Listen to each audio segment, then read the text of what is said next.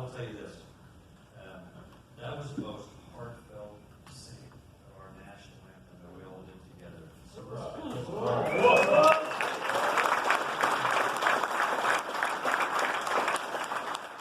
it's an honor to be back here in Military City, USA, which is also Don's in my hometown, with our nation's elite defenders, the wearers of the coveted beret. You're the warriors our nation depends on to protect our national treasure. And truth be told, we rarely value what we're given in life. What we truly value is what we earn. And the harder we work to get it, the more we value the outcome. Each of our defenders have earned the right to call themselves elite defenders, the best in the world at detecting threats and defending the treasure of our America's land-based air power. And as your chief, I couldn't be more honored in sharing this celebration tonight. Because tonight we honor the defenders of wars past, those who are serving in our code force today, and we look to the future for those who will follow us in the long blue line.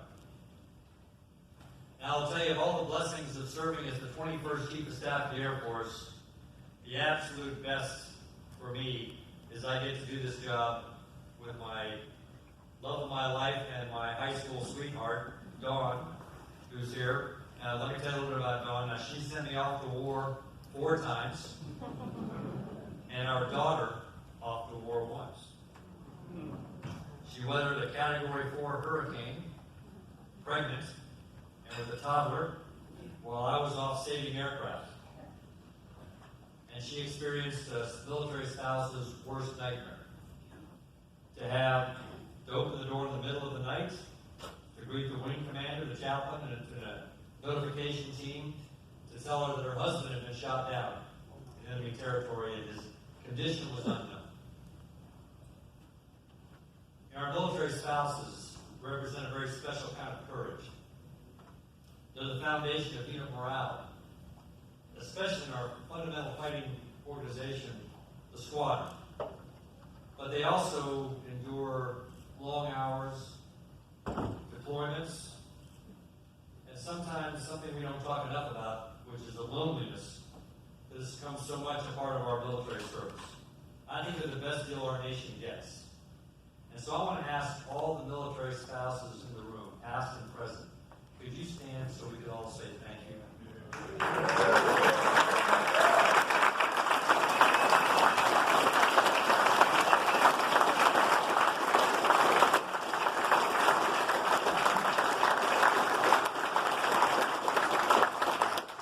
So I also have a second date this evening. You heard my mom, Mary, or as my squadron gave her a call sign, Saint Mary.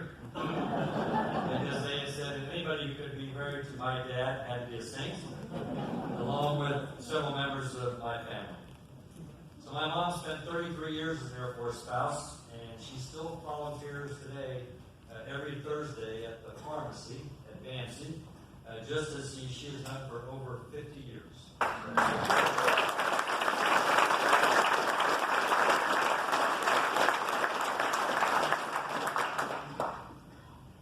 Let's talk about the beret, because I want to share a few thoughts with you tonight on what it represents to me as your chief. Quite simply, that beret represents those who are the best in the world at integrated base defense. Just this month, 7 years ago, Taliban fighters successfully infiltrated Camp Bastion's base defenses in Afghanistan. 15 heavily armed fighters, disguised in U.S. uniforms, coordinated and executed a complex attack on a base that housed 30,000 people.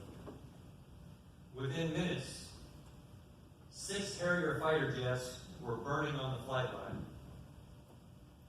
The Marine helicopter area was surrounded by fire, and the fuel pits were in flames. When the fighting was over, the squadron commander, who started his career as an Air Force defender, and 1 other Marine were killed.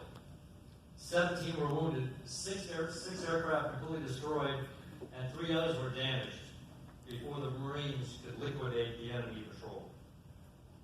Our national treasure, the men killed that night and many aircraft were lost. And I was the deployed air component commander at the time. So shortly after the attack, I called all my commanders together and we discussed integrated base defense. And I told them, look, we're in combat. You can lose airmen. It's part of the deal. You can lose airplanes. It's an enemy fire. It goes with the territory. But you will not, and we will not, survive allowing enemy onto our base to wreak havoc on our flight line. That's right. We are not going to the combatant commander to tell him that we are unable to execute our mission because we allowed a breach of our defensive lines.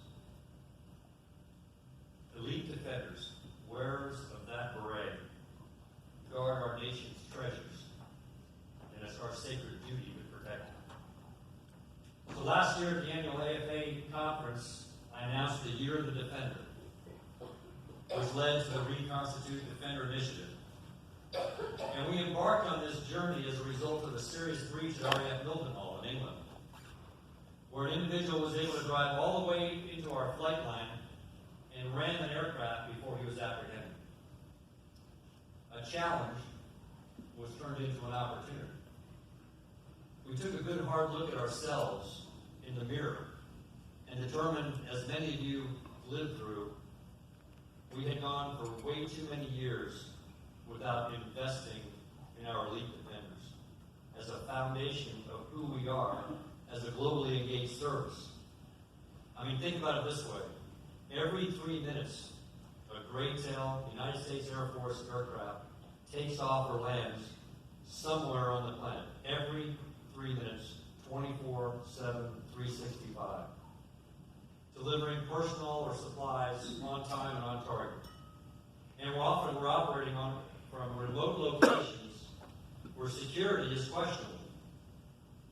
And it's our elite defenders, the wearers of the beret, who create, sustain global access. I would offer you that we are a global military because of global reach. And we do global reach because of elite defenders. So we refocused on proficiency in small unit tactics to shoot, move, and communicate. We increased our investment in our defenders with $180 million in new equipment just last year. And I hope that you all are feeling that as we get this achievement.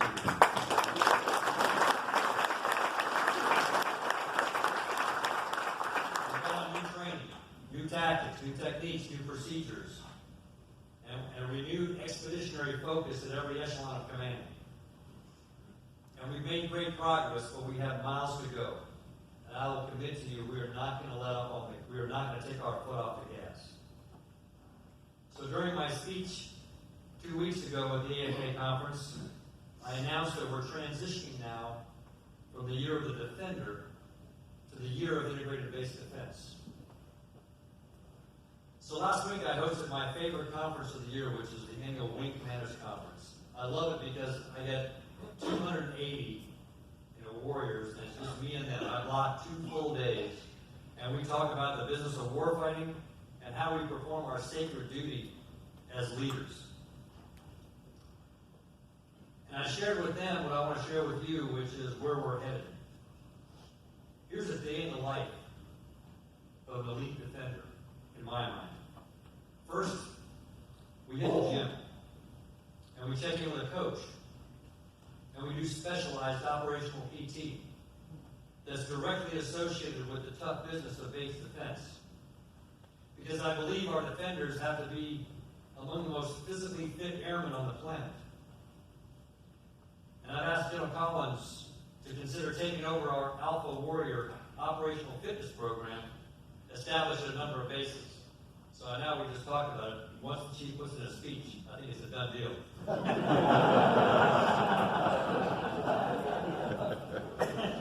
Yesterday was hey, would you consider this? So this Ninja Warrior style workout seems to me to be ideally suited to the operational fitness requirements of elite defender. So after a good workout, I'm expecting a defender to go to the range. Go to the armory, check out the weapon, go to the range, sight in, gain confidence in the weapons, and work on marksmanship. And I'm not talking about shooting once or twice a year. I'm talking about every day. Because confidence in our primary weapons comes from repetition. Amen. And we know this from our experience with elite special operations airmen. And I will tell you, I see no difference between them and you. Secretary Adams, I think Secretary Adams had exactly right. Elite defenders must be polite, be professional, and have a plan to kill everyone they meet.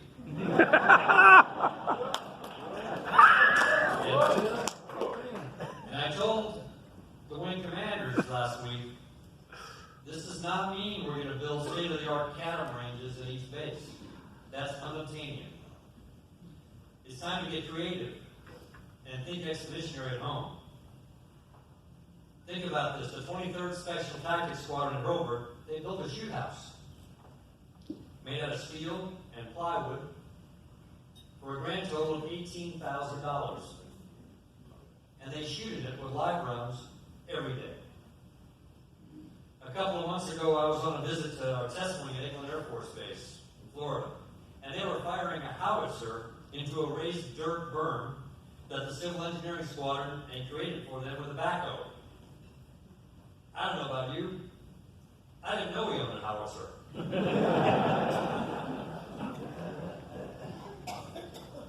But here's the point. If we can figure out how to fire a howitzer into a berm safely, I'm pretty confident we can figure out how to do the same with an M4 or M9. We got to get creative to get our defenders more trigger time and work on proficiency and confidence with weapons. And I don't want you to wait for me to move out on this. As I told the wing commanders, I trust you. Go along. I got your back. Because we got to be laser focused on combat proficiency, because the threat is outside the wire right now. As we sit here, the threat is outside the wire right now. And they're casing the joint. And they're sizing us up, looking for weaknesses in our lines. And what we want them to determine is that we're just too hard a target to penetrate. And we want them to move on to softer targets. We want them to see the beret, know that they're up against the best, and doomed to fail. And after our elite defenders complete their range time and hit the showers, they're now ready for guard mount, or shift change, or leading a convoy from Malmstrom, or F.E. Warren, with elements of the most destructive weaponry on the planet under our direct control and responsibility. So we're going to build on our progress during the year of the defender to focus on how elite defenders fit into a layered defensive network, integrated base defense. As I told the wing commanders, if I come to your base and you showcase your Base Defense Operations Center, your BDOC, that displays static cameras at fence lines and a defender with a handheld radio, you are defending your base in exactly the same way we did in 1968. What you are not showing me is layered or integrated base defense. What you're showing me is ancient base defense. Yeah. Against today's and tomorrow's threats, it is far short of what's needed for the most elite defenders on the planet, the best in the business. Our defenders should be looking at the entire integrated base defense network that includes sensors well beyond the fence line to give them a sense of the operational environment. We got to posture our layered defenses based on the threat today and in the future, and be plugged into OSI, law enforcement, other defense agencies like the CIA and FBI daily to truly understand the threat picture, and that feeds the commander's threat working groups.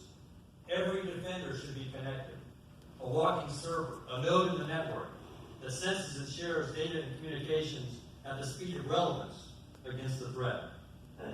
Because if an enemy gets inside our perimeter,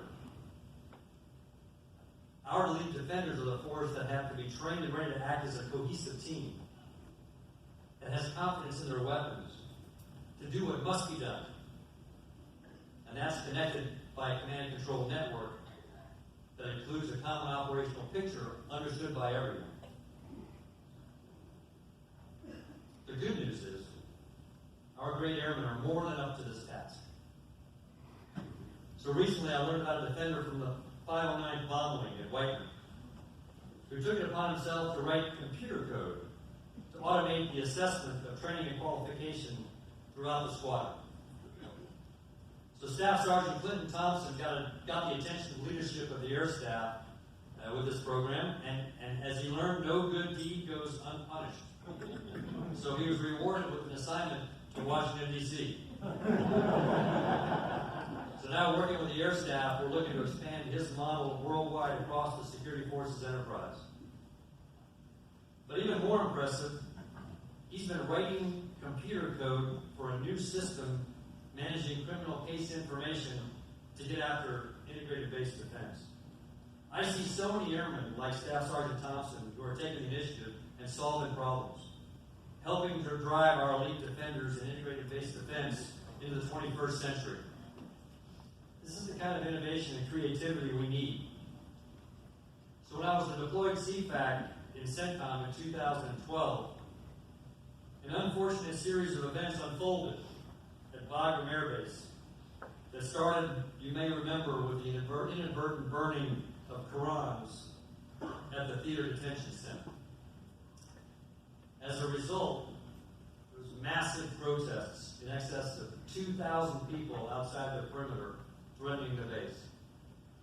The Expeditionary Security Forces commander on the point, Colonel Kevin Cullen, and his defenders, with known enemy insurgents in the crowd, held the mob at bay with layered and integrated base defense for days. They used every non-lethal option in the Air Force inventory and had to fly in more. We even flew in fire trucks from Jalalabad with more powerful hoses so they could reach further into the crowds. Just as they were approaching Ammo Black for non-lethal ordnance, the commander made contact with Afghan forces, and they were able to talk the mob down as helos made low passes dispensing flares to disperse the crowd. That was not in the field manual. This is a great story of ingenuity, teamwork, leadership, and pure guts. So now it's time to prepare for the next attack.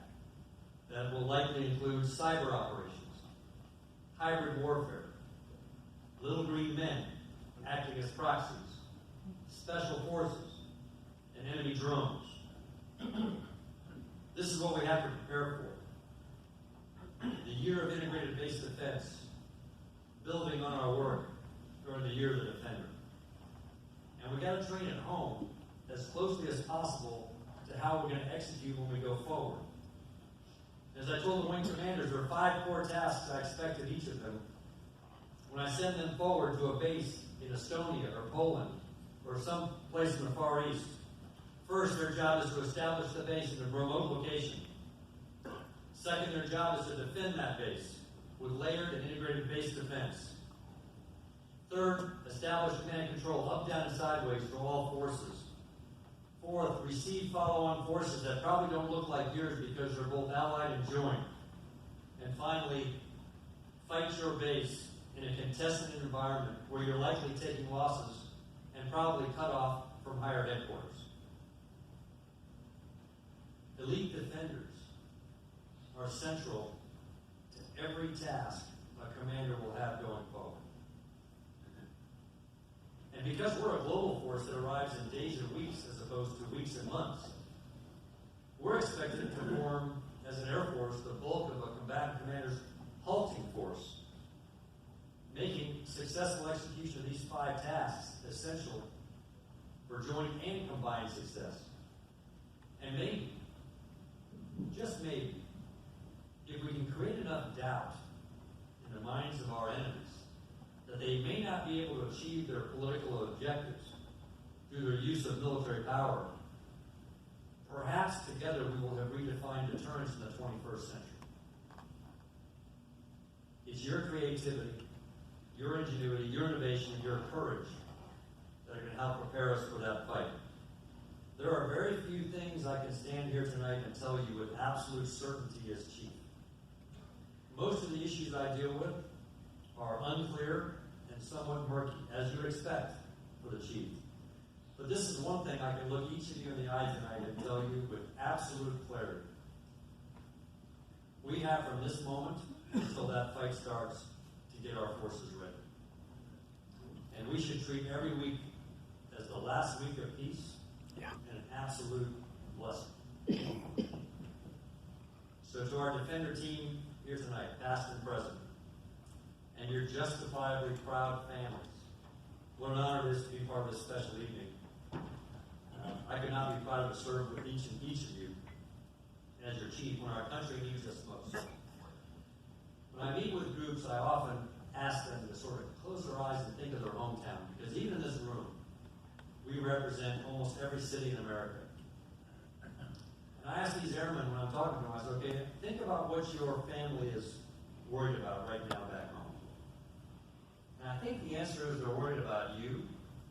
They're worried about roads and grounds and church and school and the economy and business and all those things that make up Americana.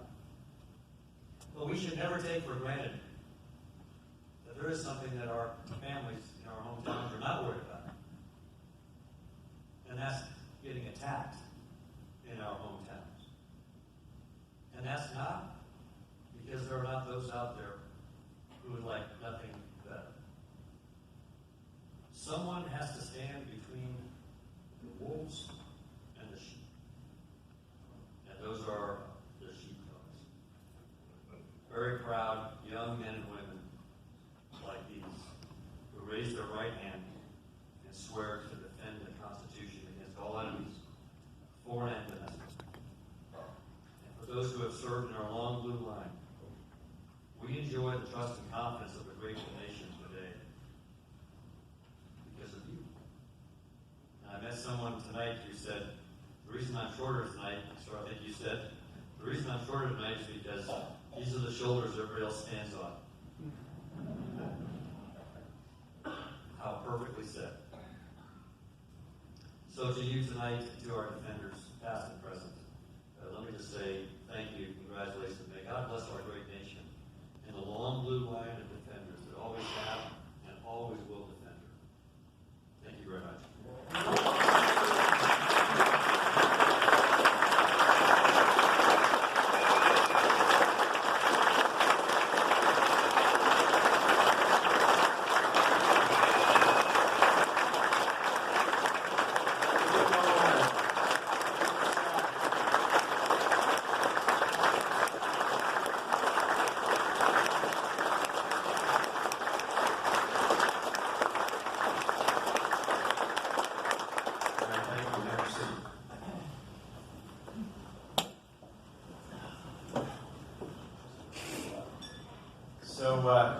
We have we've got a somewhat anticipated presentation. We also have a special presentation. I've asked Jerry Bullock to take the lead on this, and I'm going to bring the general out here while you're talking. I very seldom get some of people's staff to come forward, but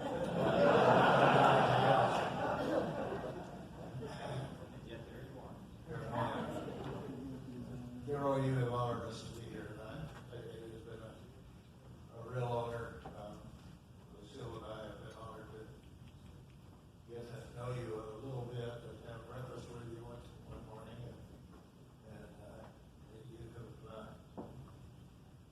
been an inspiration to me, because after that I have watched you on YouTube and heard several of your speeches, and you seem to know what you're talking about. It's a real honor. But what I want to do right now is we would like to offer you an honorary membership in the Air Force Security Forces.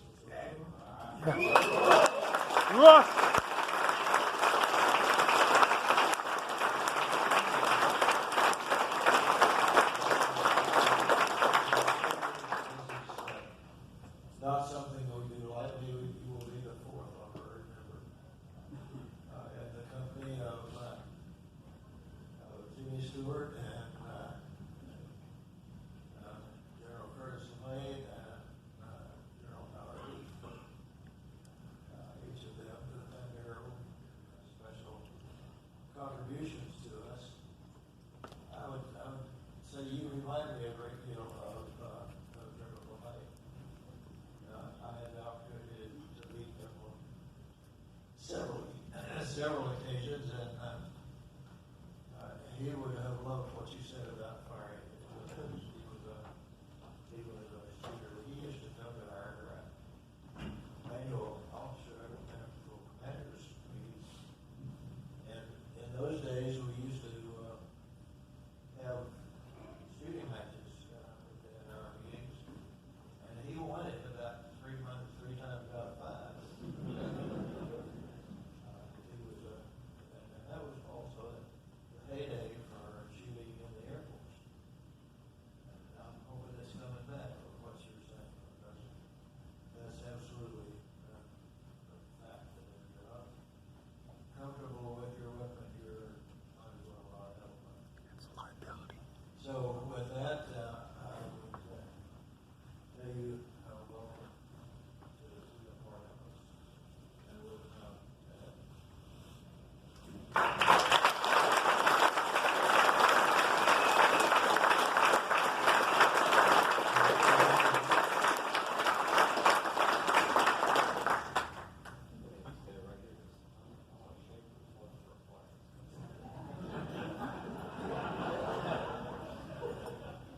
General, we have a couple of tokens we would like to present to you.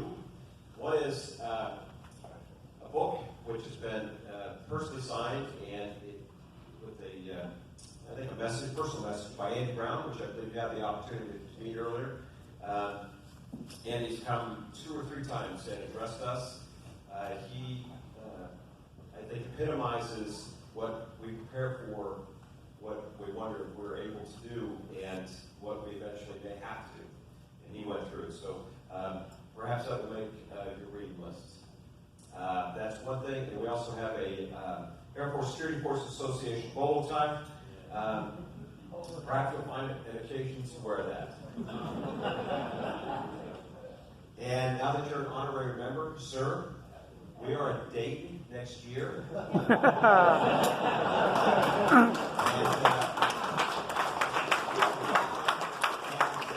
would say you're expected to be there, but I understand you may have. Having said that, I'm going to take just a moment. The next year, the board had voted today, and some of you know this, we're going to be in Nashville, Tennessee. And if you are out of your position at that time, we will expect you to be there, sir. Right?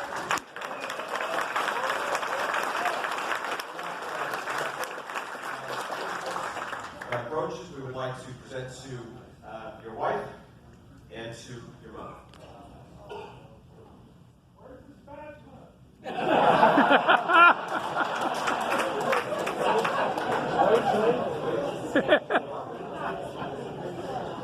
The general barbecues. I think we can mix it up with the spatula. Yeah. Yeah.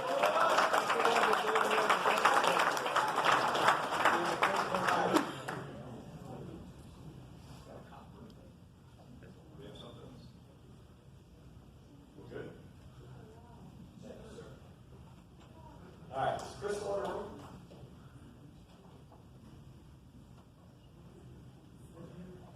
Did you get a spatula? Well, spatula, our barbecue spatula, please. Yeah, the Yes. barbecues. Get a spatula. I'm surprised they didn't have one at the ready.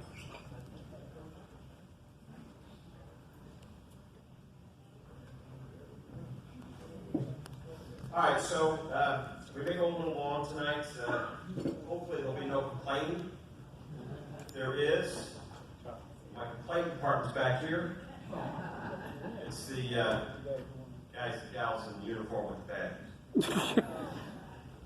All right, so the next thing that we're going to do, well, first I want to ask all of the current Hall of Fame inductees to please rise and come forward.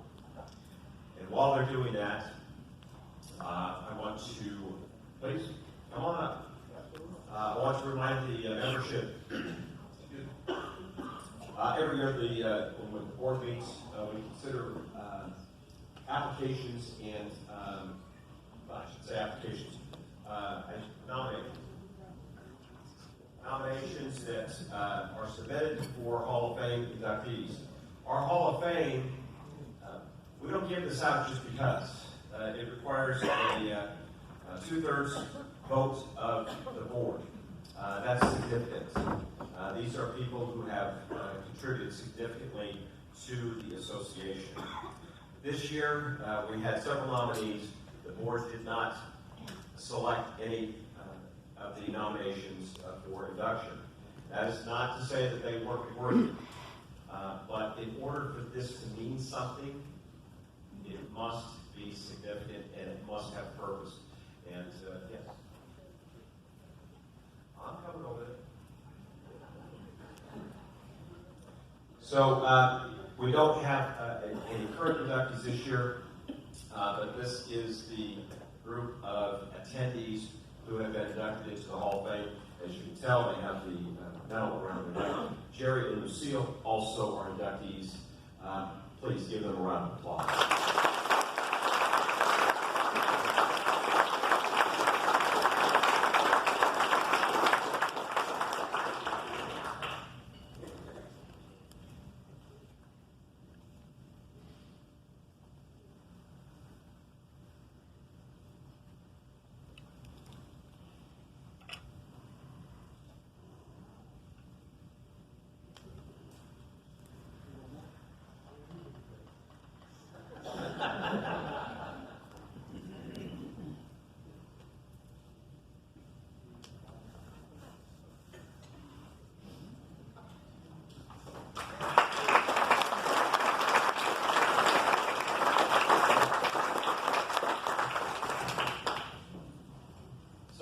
You should all know our staff at the office went and got me a spatula, barbecue spatula, and of course, General, on the other end, the beer opener, because we got to have a little brewski to go with our burgers. I hope you enjoy that, sir.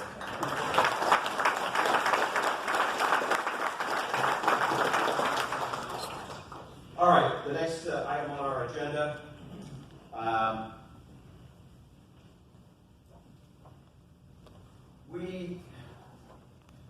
We've been very judicious in coming up with and considering how we want to honor people, and we've recognized that we need to honor people for the contributions to this organization. The board came up with the concept, and we created the Colonel Jerry M. and Dr. Lucille Y. Bullock Service Award. This service award is not for an individual. It is for a couple or a family who have contributed significantly to this organization. And I mean significantly. I mean not just somebody who comes to the meeting. It's not for an individual. It's not the purpose of this award. It is for couples, families, whether married or not, we don't care. The people who contribute. And the point of this award was to honor Jerry and Lucille in their contributions for 30 years of running this organization out of their home. And last year, our first inductees were Bob and Ann Hager.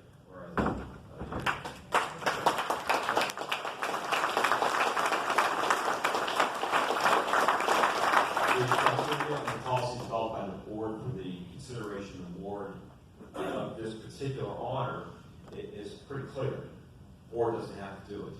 And if people, nominees don't meet the criteria, there will be no award. This year we had several nominees, and the board did select the second Colonel Jerry M.